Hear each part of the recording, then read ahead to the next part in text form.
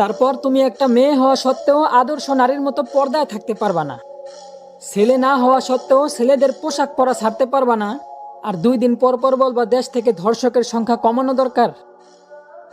বলি ওহে বেপর্দা লজ্জাহীন বোন আমার, মনে রেখো এক হাতে তুড়ি বাজলেও তালি বাজানোর জন্য 2 হাতটাই দরকার।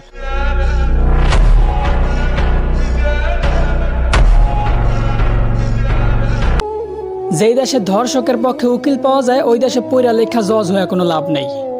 মুসলমানদের দেশে নেতা হইয়া যদি আলেমদেরকেই বন্দি করে রাখতে হয়, ওই দেশের রাজনীতি করে নেতা হইলে জনগণের জন্য কোনো ফায়দা নেই। 95% মুসলমানের দেশে যদি মুসলমানদের কষ্টগুলাই তুলে ধরা না যায়, ওই দেশে নামি দামি সাংবাদিক হইয়াও কোনো লাভ নেই। বলি জাকাত না দিয়া সুদ খাইতে খাইতে দেশটারে করছো ছারখার।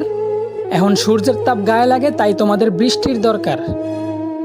আলেমদেরকে বন্দি করে আবার আলেমদের মাধ্যমে আল্লাহর কাছে বৃষ্টি কামনা করলা।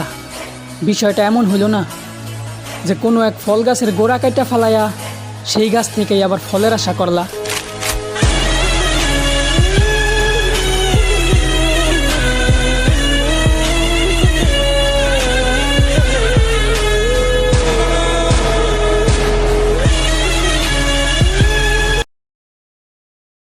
বলি দিনের পর দিন নেতার পরিচয় দিয়া বুক ফুলায় না বাইসা বাবার পরিচয় দিয়া মাথা উঁচু করে সমাজে একদিন বাসো।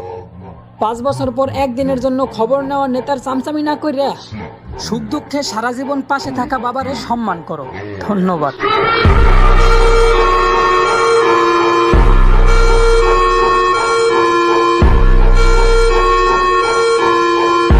দেশের জন্য 9 মাস যুদ্ধ করে আজও দেশ থেকে মুক্তিযোদ্ধা ভাতা পায় তাদের পরিবারেরা, অথচ বছরের পর বছর নিজের দেশকে রেমিটেন্স দেওয়ার জন্য যুদ্ধ করতেছে প্রবাসীরা। সেই প্রবাসীদের লাশটাই নাকি ইউএস বিমান বহন করতে পারবে না। তো বলি তোমাকে বাপের টাকা দিয়া প্রবাসে আইছিলাম রে, তবুও তো মাসের পর মাস সেই প্রবাসীদের কষ্টে কামানো রেমিটেন্স পকেটে নিয়ে চলাফেরা করো।